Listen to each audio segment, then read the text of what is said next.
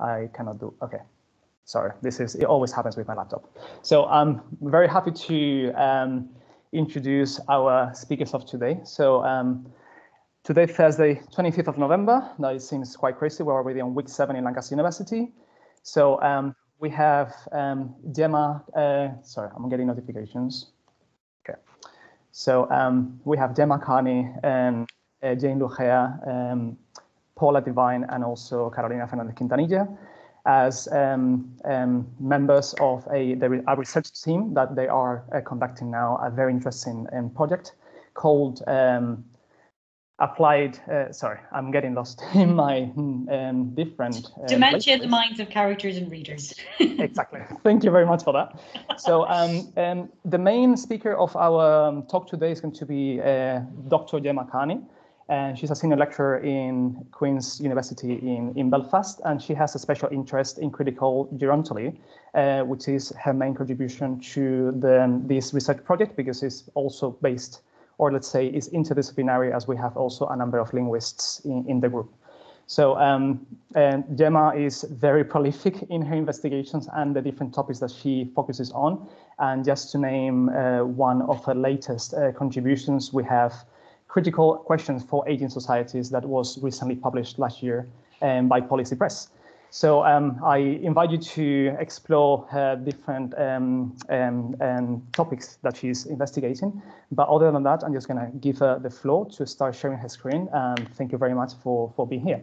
The questions in this talk will be asked at the end. So if you want to ask or comment on anything, please either write your question in the chat, and I will be able later to read them out in case that our speakers cannot see the questions because they're guests on Teams and we know how that works. You're also more than welcome to express or to ask your questions at the end once Gemma has finished with her talk. So other than that, just to thank you all for being here, and the floor is yours, Gemma.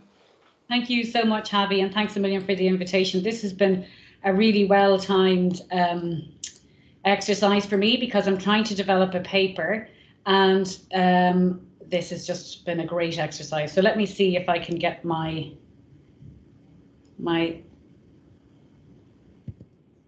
sharing. Now it's not letting me go back. Oh no, I have to, sorry, go right back to the start. Oh, Teams, we all love Teams. Okay, so I am speaking on behalf of our team today, and I wish we were all together in person, but I suppose the great thing about the pandemic is that we do get to just pop over to Lancaster for 1 hour. So the title of the talk is Perspectives on Dementia, Insights from a Study of Characters and Readers. And I've divided the talk into 3 kind of sections of about 10 or 15 minutes each. I have timed it to 40 minutes, and I really hope I'm going to stick to that because I want us to have a discussion at the end because it's fantastic. Your group is so interesting, and I know there'll be loads of people who'll be able to offer us further insights because we're going to present preliminary analysis. I'm going to give you a little bit about intersections of the literature that is relevant to this paper, and I'm thrilled with what I found around what critical discourse analysts are doing in this field. I'm then going to take you through the study design because I know a lot of you fellow nerds there will love to hear about how we designed the study. And then I'm going to share some of our coding and preliminary analysis, but particularly, and you'll see when I get into kind of the theoretical background, why I'm focusing on one group we spoke to, who were the people with dementia. This study is absolutely fantastic. It's been a dream to work on, and it is one of a few that we've done here since Paula, who is here with us today and one of the authors, co-investigators in this project, set up the AHRC Aging Programme in 2013. I was appointed in 2014 as part of that programme, and she and I have been having the most brilliant time working together and finding compadres in different parts of the arts humanities faculty to work with. And one of those people was Leonie Hannon, who's an historian who we still work with, and we did a material culture project called the Library Project.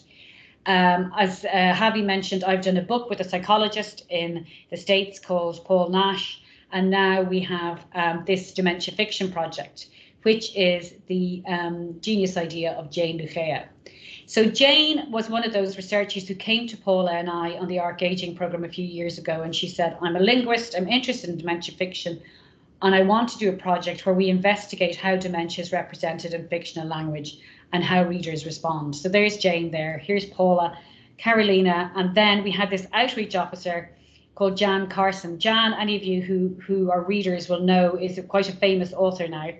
And she did an amazing job of organising a Dementia Fiction festival in September this year, and also set up our website and runs our Twitter and things. And we also have a number, Jane in particular has given a number of really great talks, particularly if you're interested more in the stylistics and linguistics side of this study, and they're available on our YouTube channel there, which I think Harvey will also hopefully share in the chat at some point. So straight into the research question. What we wanted to investigate was, how can the language of dementia fiction help us to understand the experience of living with dementia? So we're really bringing together three different strands of research here. So mine is critical gerontology. I'll explain that in more detail, but basically it's social scientists for the main part who take a critical perspective in a similar way to how people do critical discourse analysis on human aging. Jane and Carolina are linguists, and we do have that connection mostly through Jan really, and her being a writer of literary studies. And I wanted to put that in there because really today it's these two strands that we're looking at, the linguistics and the critical gerontology. We're not doing a literary analysis of dementia fiction. We're doing a linguistic analysis where we're pulling out the style, the words, that the language that authors use to depict dementia in fictional discourse. So let me give you a little bit of my kind of theoretical framework now, and then I'll get into the design of the study. So from my perspective as a critical gerontologist, the only way to describe how dementia is understood in the public domain is to say that it's in the grip of biomedical approaches. Ever since Robert Butler published a book in 1975 called Why Survive, and out of that set up the whole idea of Alzheimer's disease in the States, it has been about finding a cure for dementia. So even really big international organizations like the WHO describe dementia as a syndrome, denoting cognitive decline, often linked to other age-related illnesses such as stroke. And there's a lot of different types of dementia that have been identified by medical scientists: Parkinson's disease, Alzheimer's, Lewy body. That's a long list. The difficulty for us as social scientists, and for me as a critical gerontologist, is that if you start describing something in such biomedical terms, it puts a lot of focus on the impairment and tends to focus a lot on the disease and not very much on the experience of living with it. So, and that translates then at societal level to this kind of apocalyptic demography, we call it in gerontology. This idea that these kind of things that you find all the time, even the WHO, I found on their website yesterday, and their fact sheet says dementia is the 7th leading cause of death worldwide. That is true, but it's also a disease that primarily affects very old people. So there needs to be a much more nuanced public discourse around dementia, which is why we need the expertise of the critical discourse analysts like yourselves. The other thing is that as a gerontologist, of course, we're interested in aging, and age is really a very important lens, in the same way as some people use gender. To look at dementia through this age lens is important, because to my mind, dementia has become synonymous with old age, and many of the kind of physiological changes that happen with old age are often kind of dumped together as dementia, or sometimes dementia isn't diagnosed at all. These symptoms are ignored and seen as just part of old age. And when you take that kind of endemic ageism, we would argue, critical gerontologists would argue, that we have a whole way of structuring the world that is quite ageist. And then you take disability with that, you find that actually older people with impairments, with cognitive decline, particularly if they also have poverty, end up with very low status. And this has been a leading scholar called Peter Townsend. He died in 2008, but was working right up until he died at the age of 80 in social policy. And he says, ageism contributes to the oppression of older people as it's internalized, eventually impacting on the capacity of older people to speak for themselves. So that's all very important in terms of how it informs our construction of this project and where we place people with dementia within this narrative. The piece of work that I would recommend anybody who's interested in dementia and thinking about doing this kind of work is start with Tom Kitwood's book, Dementia Reconsidered, The Person Comes First, where he really clearly outlines how the cognitive status of a person with dementia absolutely dictates their social standing. And this social standing is lowered as your cognitive decline increases. So that he was actually an adult care social worker, but that whole way of being has been really influential in terms of trying to get the person in dementia, the personhood model into dementia care strategies and things. But even still, we see in the broader public domain that actually ageism still is very important in textual representations of age. Anybody who's ever received a birthday card, you're a what age, will know that that is really endemic. But there's some fantastic work that makes me feel very hopeful. Work by people like Ruth Bartlett in the University of Southampton, who has engaged with dementia activists and has found that they find some purpose in that. For our purposes today as an interdisciplinary group, and for our project, which is really interdisciplinary, the big exciting thing for me is how cultural approaches to understanding aging, when critical gerontology flows into the cultural domain by working with people who have different sources of evidence and different ways of viewing the world. And they allow us to really get a much greater understanding of how age operates as a master narrative in terms of our construction of the social world. So I have a few lovely examples that I found in preparing this talk today. One that has really become quite seminal now, which is an article published by Clark. It's called The Case of the Missing Person, Alzheimer's Disease in Mass Print Magazines. And it was one of those lovely, I read it years and years ago, and now I note that it's being cited all the time by critical discourse analysts in more recent work. And what she found was that the biomedical model absolutely is the primary character, or dementia as the disease presented as a biomedical fearsome problem is the main character in print magazines' representations of dementia. And then we find more evidence when we look at Harvey and Brooks' recent study of Getty images. They looked at the stock images that are used of people with dementia, and they found that they really dehumanize the person with dementia, emphasizing deficit, decline, and the whole person is left out of the equation.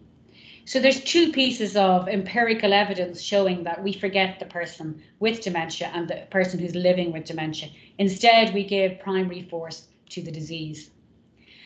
And a fantastic article published recently as well does another analysis, this time combining corpus linguistics with some qualitative critical discourse analysis. And in Battles and Breakthroughs, Representations of Dementia in the British Press and Aging in Society, Bailey and her colleagues make a really strong case for this idea of the biomedical model as really dominating the field, with a particular focus on pathological processes of dementia.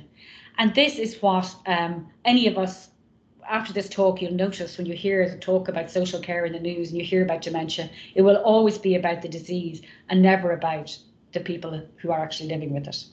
So as a social policy scholar, I'm always looking at, so how can we address this problem?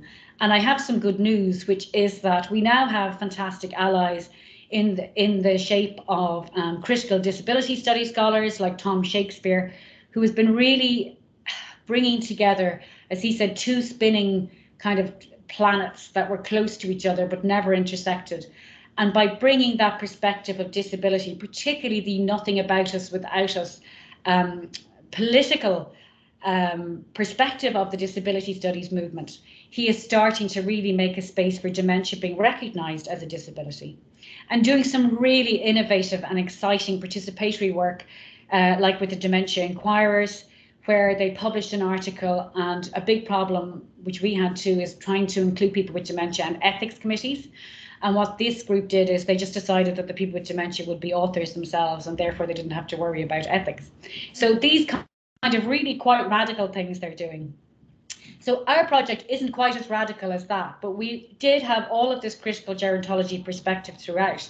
And we really, really made every effort to make sure that we did justice to the perspective of people living with dementia throughout the project. And what I think is very interesting from a language perspective is that we employ these fictional discourses. So we look at fictional accounts of dementia using extracts, And we use very then beautiful, eloquent, sometimes complex literary language to explore an illness that actually degrades people's language and their cognitive power.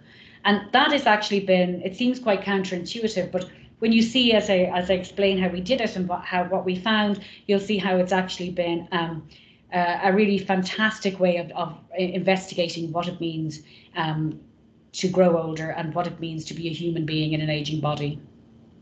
So, on to my next section now, which is about the actual study itself, where I'll draw out some of the aims and objectives. So we wanted to look at how writers draw out symptoms of dementia in their characters, and Jane really led this whole area and did an analysis around that. I'll give you more details in a moment. And then we wanted to use those methods from cognitive stylistics, put them with the critical gerontology perspective, and to investigate the impact of fictional representations of dementia on readers. Well, empathy, but Carolina could give you a whole talk on empathy, but really on readers' responses around people with dementia. And crucially, to include people with dementia and carers of people with dementia as readers in our analysis. So here's some of the books. So Jane has put together a whole corpus, so we have hundreds of books on that. And the ones at the top are the ones that we chose to include. And we chose them for very important reasons. We wanted to find extracts that were suitable to share with our participants. We needed to have an internal perspective on living with dementia, because the whole kind of experimental design was to see if we could use a fictional representation of living with dementia to explore the experience of living with dementia with people who are interested in dementia in some way, or involved in caring for somebody with dementia, or have dementia themselves. One of the things that we could give a whole other presentation in is around diversity. We searched and searched for books that had diversity, that had characters from different backgrounds, and really struggled. Many books are about white, middle-class, English-speaking, when the characters with dementia tend to be quite samey, and that in itself is a whole other study that needs to be done, I think. But we did manage to find extracts that had a range of examples of living with dementia. So if there was an element of confusion or difficulties with communication, or some kind of scenario that was quite real life. We then, once we had our extracts, we recruited 4 groups who met 6 times on a weekly basis. And they were social work students who all met together, carers of people with dementia, and the general public. So each group was with their own kind. The extract was introduced, it was read aloud through a recording, and I'll play one of these for you in a while. We had a questionnaire, a reader response questionnaire, and then we had a discussion. And we had 2 extracts each week, but for the people with dementia, we reduced this to 1 just to take the burden off them. That was in the design with Dementia NI. And what we wanted to do, of course, was to gauge readers' responses to a range of different literary tactics. So this is how I see the project, that we had the fictional characters were really quite central. And then we had these different groups who have a particular perspective. Some have more prior knowledge of dementia than others, some have none at all, some have a long, deep knowledge as a carer, and some are people with dementia themselves. But for the purposes of today, I'm just going to give you the data on the people with dementia group. So let me tell you a little bit about our fictional characters, and I will give you more as I go through the findings as well. For all of them, we wanted some kind of first-person perspective, or I'm told it's called third-person focalized account. So as far as I'm concerned, as a reader who isn't a linguist, it was a matter of getting inside the mind of the person who had dementia. We had very real-life scenarios that people could relate to. There was some literary language, but they're not all literary. As my colleagues in linguistics keep telling me, still Alice is not a literary text. But they were eloquent, and they used things like metaphor and dramatic irony, and all of those things came out then in the reader responses. From my perspective as a gerontologist, what I absolutely loved about this method was that it allowed us to look at the characters as fully functioning, multi-dimensional human beings with a life story. So their cognitive decline was part of the narrative, but actually, because of the tactics used by the writers, you had the whole sense of, say, Marina from the Madonnas of Leningrad and her whole life story. And that's so often lost when you focus in just on a group with dementia, because you just tend to, that's where the disease gets too much characterization in public discussion, for instance.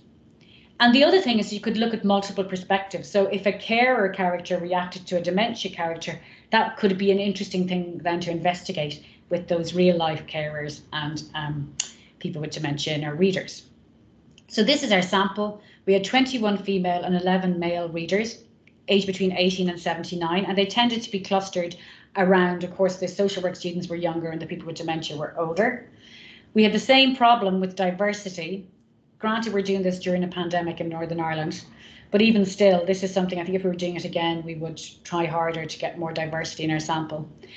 We did find that there was an accidental kind of self-selected bias towards readers with the personal experience of dementia, even if it was 1 or 2 generations back or, you know, a friend of a friend. People did have some kind of connection.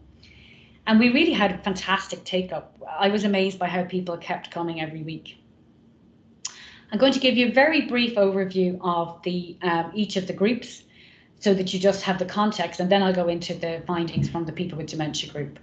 So the general public, we had 9 participants, 1 male and 8 female. They were really more interested in the books. They were interested in the reading part.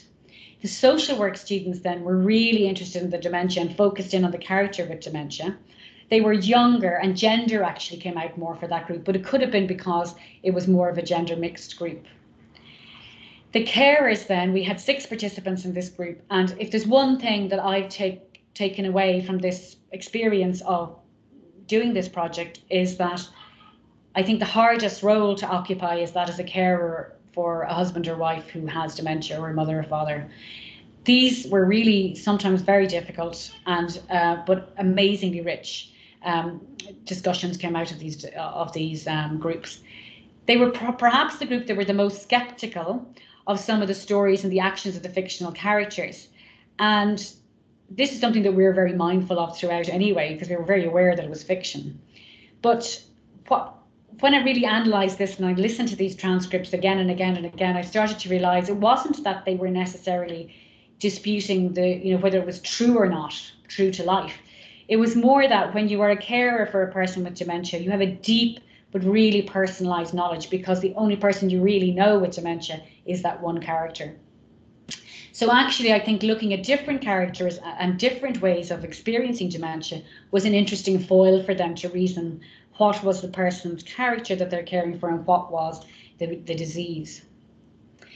For people with dementia, this group and it was Paula and Jane who did all the work on this and ran these groups, and they worked really closely with Dementia NI, Ashley and Hannah from Dementia NI, who attended the groups with them.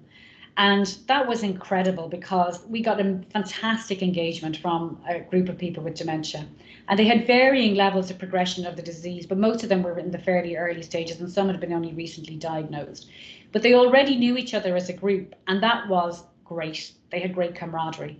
The things to note is that they were really happy that we asked their opinion. They said that a number of times. And when you think of what I've said about the literature, that really does seem to chime with the idea that we forget the person living with dementia and talk about the disease too much. They had real enthusiasm for the model, which I thought was interesting as well, because they discussed how they had, given up reading because of their cognitive issues, but actually listening to the extracts and discussing them was really pleasurable for them. And there's something about Jane is investigating now, looking at these shorter extracts, and some of them said they use Audible more now. There's different ways that we could engage with people with dementia and keep them in, reading literature throughout their lives. So we began with 8 participants, 4 attended all 6 sessions, but actually that was pretty good going. I'm going to give you a very brief overview of some of the codes, and then I'll take you into more of the detail. So we had codes that we're generating so far. This is still ongoing work, constantly being interrupted by marking, etc.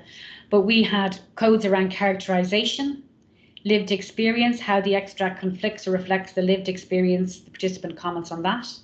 Age and gender came out sometimes, and these would come out for different groups. So this was for the whole data set.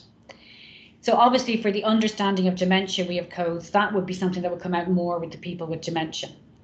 And sometimes the attributing codes as well, how characters and situations can be attributed to a certain cause. You'll see an example of that now when I go into more of the analysis. So the meetings were on Zoom. we played an extract. I'm going to show you that. There was quiet time to fill the questionnaire, and then we had the group discussion. I'm looking at the time, so I'm going to keep going now into the preliminary analysis of people living with dementia's responses. I'm going to talk to you now about 2 of the extracts we used in week 2 and week 5, and then I'm going to play those extracts and show you some of the findings. So the first character I'm going to introduce you to is Marina from Madonnas of Leningrad. This is an absolutely beautiful book that has a lot of present past kind of movement, where Marina is going back to the past. The other extract I'm going to draw on is Maarten from Out of Mind, which is, I think, probably from our group of books anyway, the one that is the original dementia fiction book. Was published in the 1980s, and it has really rich past memories. Is quite a difficult book to read, but absolutely beautiful descriptions, as you'll see. So let me just try and play my extract.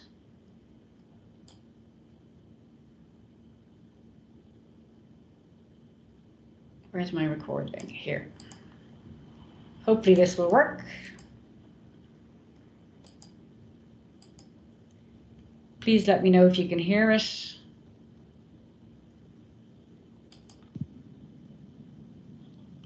It's been transported into a 2-dimensional world, a book perhaps, and she exists only on this page.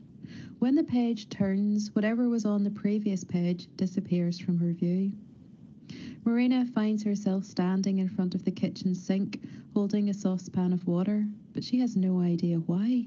Is she rinsing the pan, or has she just finished filling it up? It is a puzzle. Sometimes it requires all her wits to piece together the world with the fragments she is given. An open can of Folgers, a carton of eggs on the counter, the faint scent of toast. Breakfast. Has she eaten? She cannot recall. Well, does she feel hungry or full? Hungry, she decides. And here is the miracle of 5 white eggs nested in a foam carton. She can almost taste the satiny yellow of the yolks on her tongue. Go ahead, she tells herself. Eat. When her husband Dimitri comes into the kitchen carrying the dirty breakfast dishes, she is poaching more eggs. What are you doing? He asks. She notes the dishes in his hands, the smear of dried yolk in a bowl, the evidence that she has eaten already, perhaps no more than 10 minutes ago. I'm still hungry. In fact, her hunger has vanished, but she says it nonetheless. Dimitri sets down the dishes and takes the pan from her hands, sets it down on the counter also. His dry lips graze the back of her neck, and then he steers her out of the kitchen. The wedding, he reminds her. We need to get dressed. Elena called from the hotel and she's on her way. Elena is here? She arrived late last night, remember? Marina has no recollection of seeing her daughter, and she feels certain she couldn't forget this. Where is she?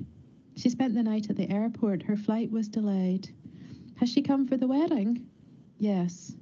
There is a wedding this weekend, but she can't recall the couple who is marrying. Dimitri says she has met them, and it's not that she doubts him, but... Now, who is getting married, she asks. Katie, Andre's girl, to Cooper. Kitty is her granddaughter, but who is Cooper? You'd think she'd remember that name. We met him at Christmas, Dimitri says, and again at Andre and Noreen's a few weeks ago. He's very tall. He is waiting for some sign of recognition, but there is none. You wore that blue dress with the flowers, and they had salmon for supper, he prompts. Still nothing. She sees a ghost of despair in his eyes. Sometimes that look is her only hint that something is missing. She begins with the dress. Blue. A blue flowered dress. Bidden, it appears in her mind's eye. She bought it at Penny's. It has a pleated collar, she announces triumphantly. What's that? His brow furrows. The dress, and branches of lilac flowers. She can call up the exact shade of the fabric. It is the same vivid robin's egg as the dress worn by the lady in blue. Thomas Gainsborough, portrait of the Duchess of Beaufort. She packed that very painting during the evacuation. She remembers helping to remove it from its gilt frame, and then from the stretcher that held it taut. Whatever is eating her brain consumes only the fresher memories, the unripe moments. Her distant past is preserved, better than preserved. Moments that occurred in Leningrad 60-some years ago reappear, vivid, plump, and perfumed. So that's Jan Carson, the wonderful Jan Carson reading from our extract. So that was in week 2 that the people with dementia listened to that extract, and this is what they said about it. And this, we coded this excuse me, quotation as attributing feeling to the character with dementia. So one of our people with dementia, Andy, said this. He said, she's trying so hard in her own mind to remember things. She's looking into his eyes and she can see the despair in his eyes, and it's a horrible feeling, that. So we can see that he is really vindicating Marina's perspective. And this happens a few times where the people with dementia almost act as advocates for the character with dementia in saying, well, yes, this is actually how it feels, and I can tell you that I know what it feels like. The other thing is that Marina is a very aesthetic character. So, you know, she was an art historian, and there's beauty and colour and light and things come through the whole book. And even in this short extract, you can see how another one of our participants really picked up on this. Whatever way my screen is showing, I can't see the name there. I think it might be Anthony. But anyway, this participant says that actually whenever she was given gentle sort of reminders or hints to help her remember, like the dress she was wearing, and that all of a sudden brought that memory back, and she could recall in detail. I just can't see this for some reason. Let me see if I can see it properly. Oh, how annoying.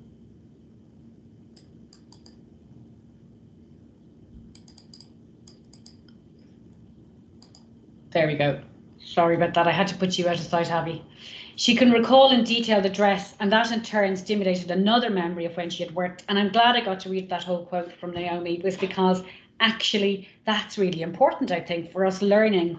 Okay, so if there's some little hint given, this person with experience of living with dementia can tell us that helps them then to find a way back in to where they're at. And Dimitri, Marina's husband, does that beautifully. The next one then is the understanding or insight of living with dementia, which is where we see the person with dementia giving a focused or elaborate account of their own experience.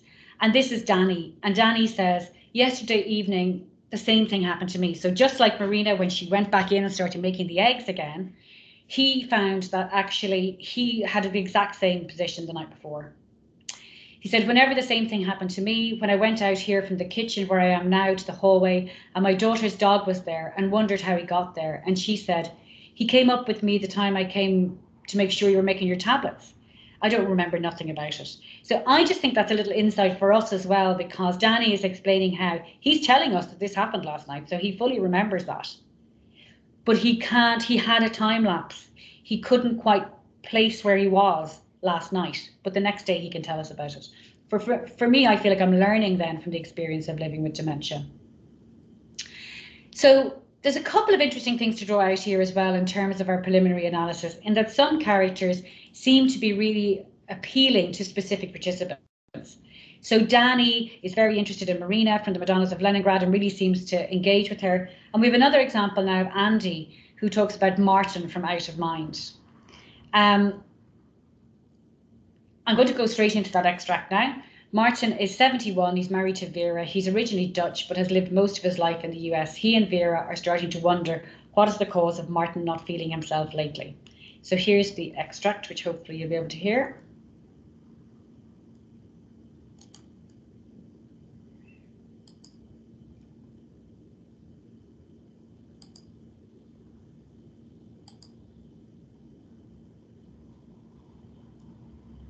Give it a sec. Yeah, it's coming.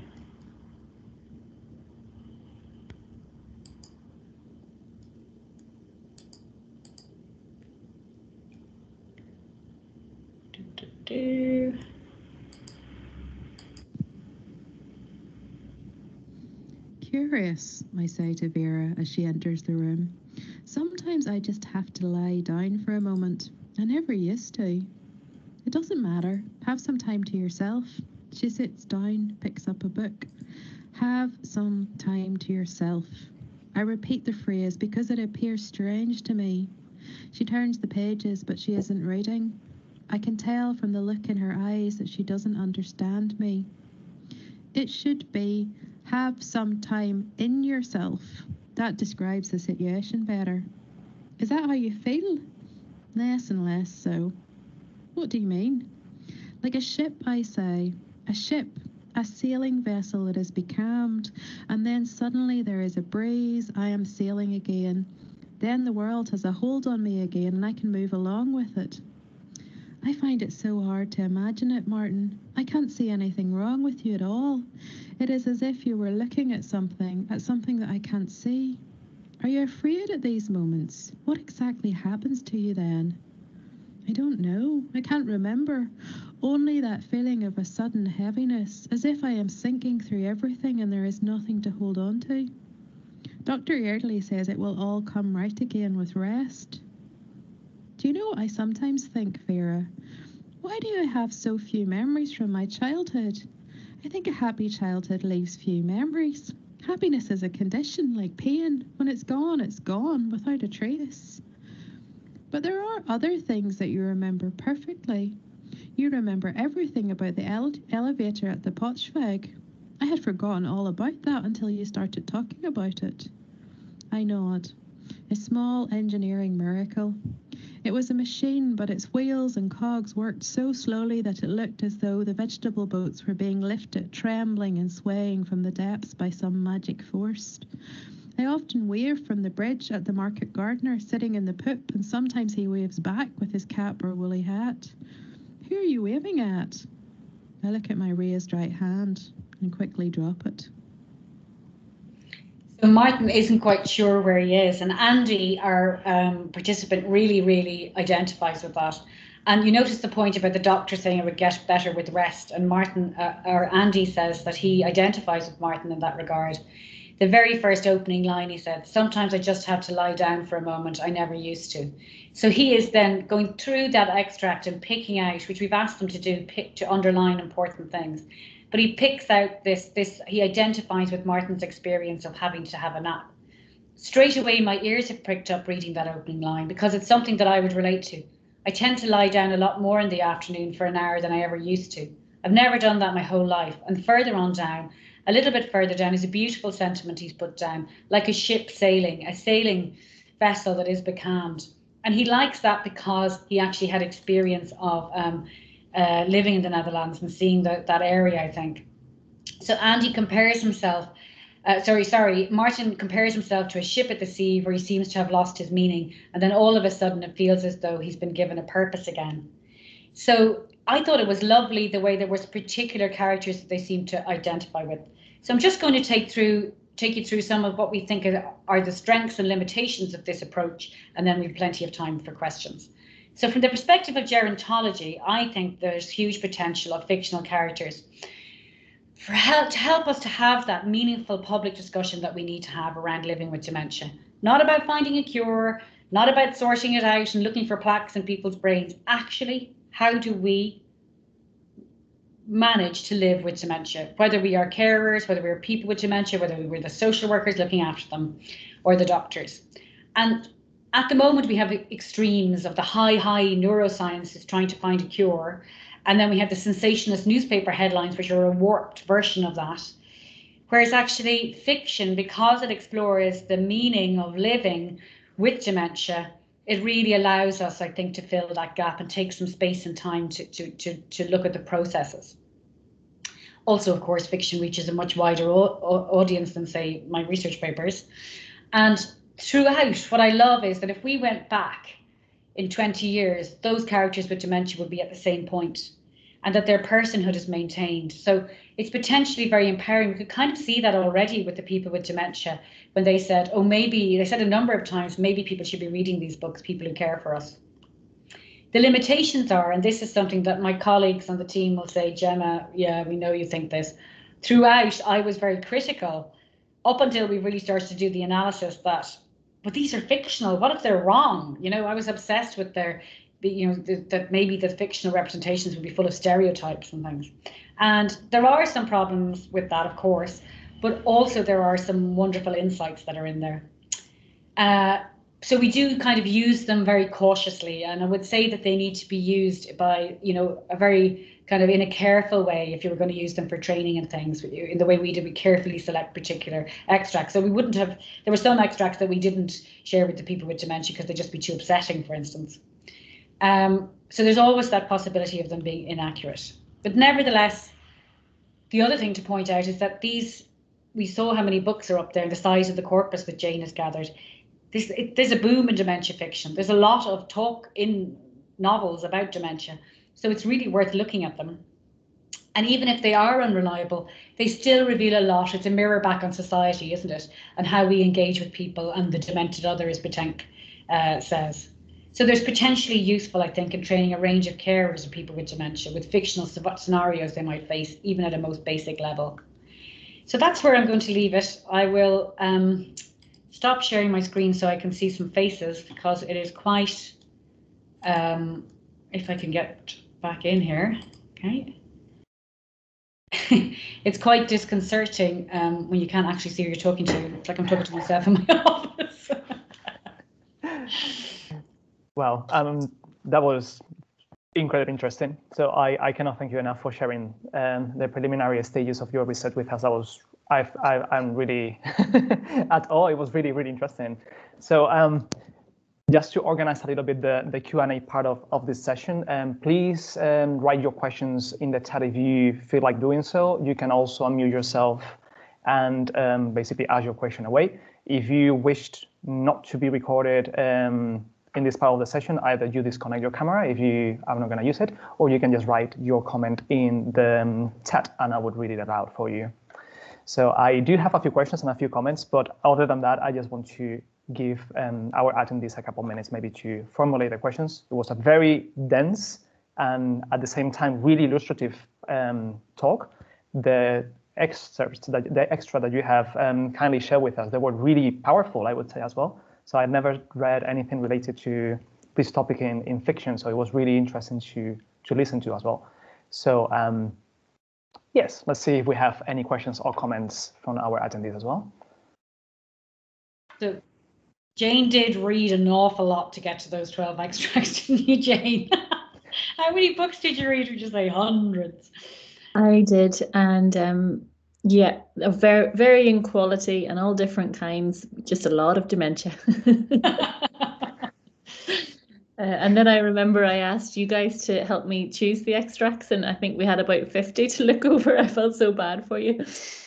They were still only extracts. They weren't entire books, and we still struggled. I mean, it's just, but in the end, though, the really beautiful stuff did jump out, though, didn't it, to us? Yeah, it was hard. It's hard to choose. There was so much.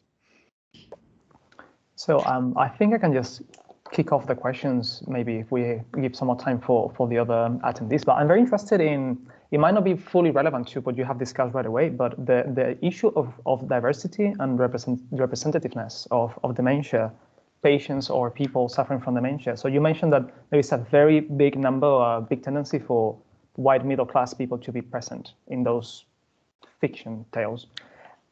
What do you make of that representation? I have a theory about that. My theory is that I'll answer by giving you the title of an article that I found recently in a gerontology journal, and it was, "There's no word for care home in Bangladeshi." So the entire construction of dementia as being an illness that has to be cured and everything, that's all a very Western model. And also the countries that have people who live long enough, to develop dementia, most of the people, 80% of the people who have dementia are over 85, they're much higher, they're the old, as the gerontologists would say. So actually, in other countries, people don't live that long together. Now, that doesn't say that there isn't early onset and everything, but in terms of being kind of a cultural phenomenon, as seen as something we have to deal with, it is a Western kind of thing and developed countries. And of course, it's something that affects all different classes. And when something affects powerful elites, they do tend to talk about it.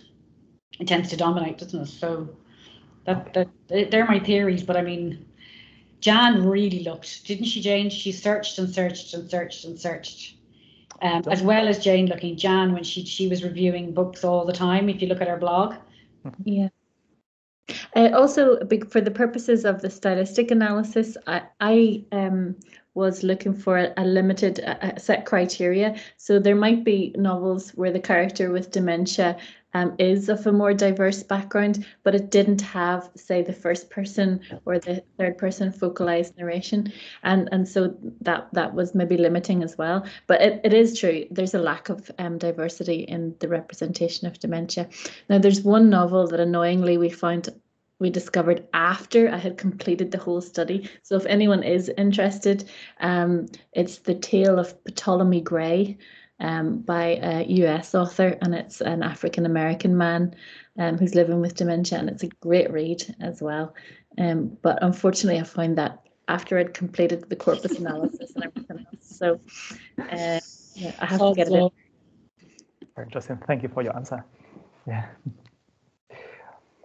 Okay, so let's see if we have any other questions or any other comments from all the attendees.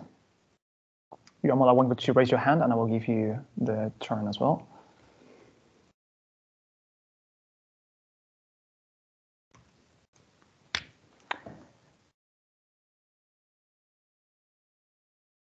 Okay.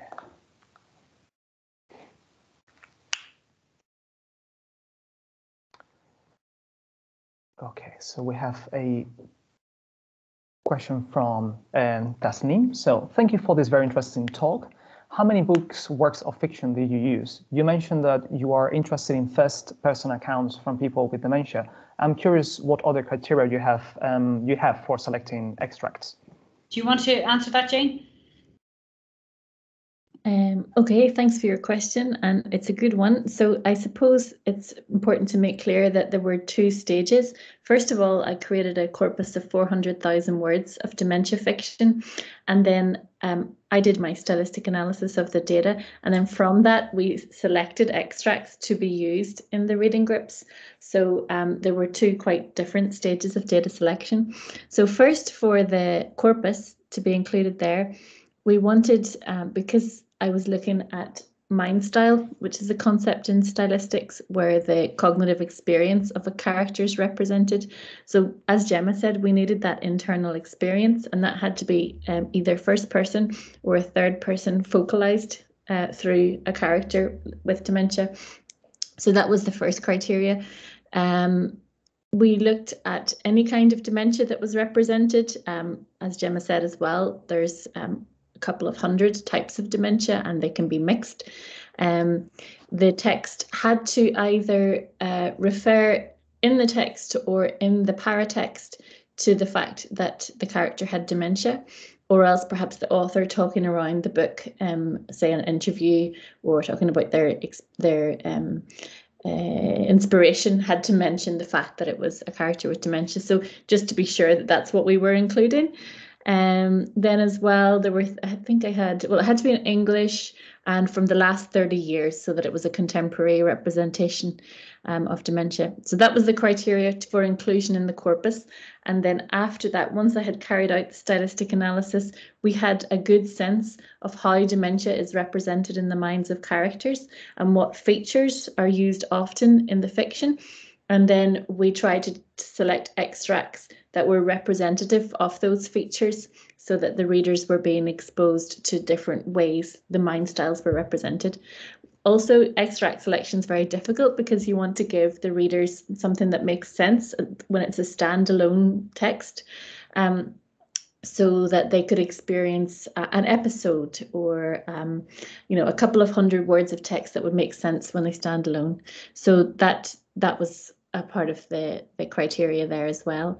Also to select a range of characters of different genders, even if other kinds of diversity was not very apparent, and different kinds of experience, so early in the progression of the illness and later on as well. So yeah, a lot of different considerations at the two stages of data analysis. Hopefully that answers your question, and feel free to come back with a follow-up if you have one. Thank you, Jane. I think I can ask a follow-up question related to that, because Gemma mentioned that some extracts that might have been considered, let's say, a bit difficult to deal with in focus groups, they were not chosen for this kind of analysis. So arguably, talking about dementia or discussing dementia is already a potentially harmful topic of discussion. So I was just wondering, in what grounds you decided not to include some extracts because you decided they were just maybe too much? Yeah. Do you want to speak to that, Gemma? Or? Well, we can both probably answer it, but the one that's occurring to me and is still Alice. And Jane has a great way of describing this, but it is actually one of those ones that kind of depicts a really sharp decline, you know, that this person she's a member of the elite, she's a Harvard professor, she loses her cognitive capacity and she goes downhill. Now, there's lots of lovely stories with her family and how she, you know, manages it.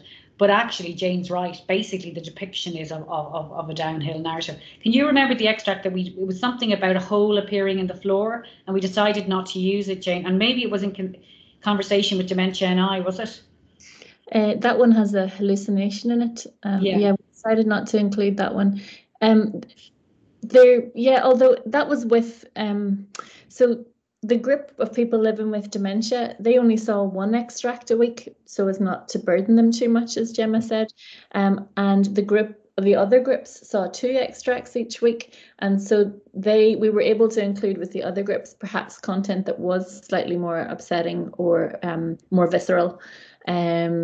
There was one, for example, that was in a care home and there were screaming noises and things like that. It was quite upsetting. We had to think carefully for our carers as well, who might have been concerned about that. So we also involved the 2 charities, Dementia NI and Alzheimer's Society, in this decision process. We had them, well, there was also lengthy ethics applications to do all this as well. And we had the 2 charities on standby. So representatives from those charities were available during and after the reading groups in case anybody needed some advice or guidance if they were found the material difficult. Does Caroline? We also followed the guidelines for dementia friendly texts. So that was another part of the that's true, the selection of the extracts. So it was complicated. Yeah, it was too many layers to take into account. Very important layers that you were considering, definitely. Thank you for your very detailed answer. That must have been quite difficult to really work around. There were many constrictions in that sense. We had a lot of conversations about this, didn't we? We really did. And it was a big example of where teamwork is fantastic because we could question each other, you know, that meant that we were pretty robust by the time they actually made it into the reading groups. I would say, though, the carers were probably the group that, in hindsight, the people with dementia were pretty robust, you know. But the carers were, it's a hard role. That's a hard role. Yeah. So we have at least 2 more comments in the chat. So Ahlem and Tasnim, thank you for your answers or for your contribution. And then Shimei is asking you a couple questions. So she says, thanks so much for the fascinating talk. Can you talk a little bit about what kind of questions you ask the readers? Were they asked to do anything while listening to the extracts? For example, annotating the text? Thank you. That, I think. Carolina, do you want to answer? She's a reader response lady. Yeah. Okay, so we designed it in such a way that they would get envelopes with printed out texts the first time before engaging with the sessions, and they would open the envelope a few minutes before starting the session. So then we would be playing the text, those recordings by Jan, and they would be marking up the texts with whatever they found interesting. How did we word that, Jane? Anything that is whatever strikes you, I think we said. Yeah, so we kept it very general. Mm-hmm. And then right after the recording stopped, they would do an individual questionnaire just on their own, on the computer. That was a Microsoft Forms questionnaire. And the first question was, why did you make those markings on the paper? So we wanted to have the immediate response to the text with nothing in between and nothing interfering. So that was the first question. Then we had some questions about perspective taking and whose point of view they were taking. Then about emotional reactions, if they were sharing the emotion of characters as well. And what else, Jane? Don't remember. We tried not to influence the discussion as well, didn't we? I found that really hard. Took me like the first week to just try and zip up and not kind of say, wow, that was amazing, wasn't it? You know, you had to give them a chance to have their own response. Yes, and no mention of the word empathy, just in case they wanted to mention it. So we weren't leading them in that direction, and asking them about to what extent they identified with the character, and then trying to explain why that might be. Is that right? Character identification and emotional reactions. And to what extent did you understand this character's perspective? I was interested in that from a narratological point of view, to see if the first person or the third person focalized narrative modes help that more. Still to find that out. The data that is arising from this is vast, isn't it? Oh my God, we're drowning in data, but we'll just keep chipping away at it, you know, and we will have some fantastic insights eventually. But it's quite complicated because we have a number of different data sets really that we're trying to marry. But we'll get there. Yeah, so those were mainly the questionnaire questions written down individually. And then in the discussion, it was more open-ended. So whoever wanted to say something that they really wanted to say to the group. And the discussion was very short, like 20 minutes. And maybe sometimes people had only 1 or 2 turns per discussion. So yeah, as Gemma says, we have lots of data sets that we can bring together, the marked up extracts, the written individually written questionnaires, then the group discussion, and so on. And you're going to have data for years, I can tell. That was the point. I'm going to be sick of analysing it. Be careful what you wish for. So thank you very much for that answer. I'm a bit conscious of time because it's almost 1 p.m., but do we have time for one more question from Iman? Is that right? Sure. Yes. So Iman is asking as well, thank you for your extremely interesting presentation that I cannot share more. I was wondering if there were any unique aspects or something different about experience of the characters and participants depending on their gender. Thank you. Well, let's talk about Jake.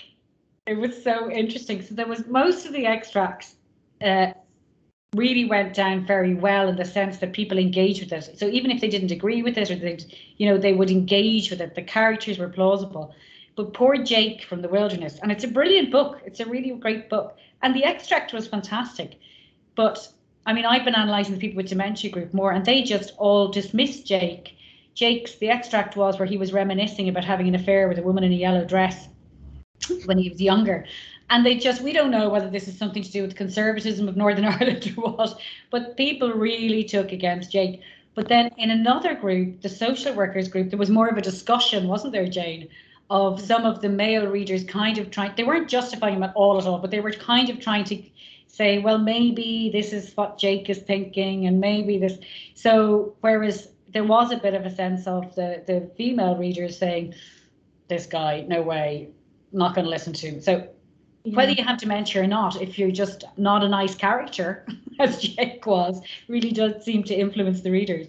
They really judged him because of his infidelity, and didn't really, that seemed to block any capacity for engaging with him on an empathetic level. But it's interesting because this actually chimes with Carolina's PhD research. She's done empathy into reader response. Do you want to pick up on that, Carolina?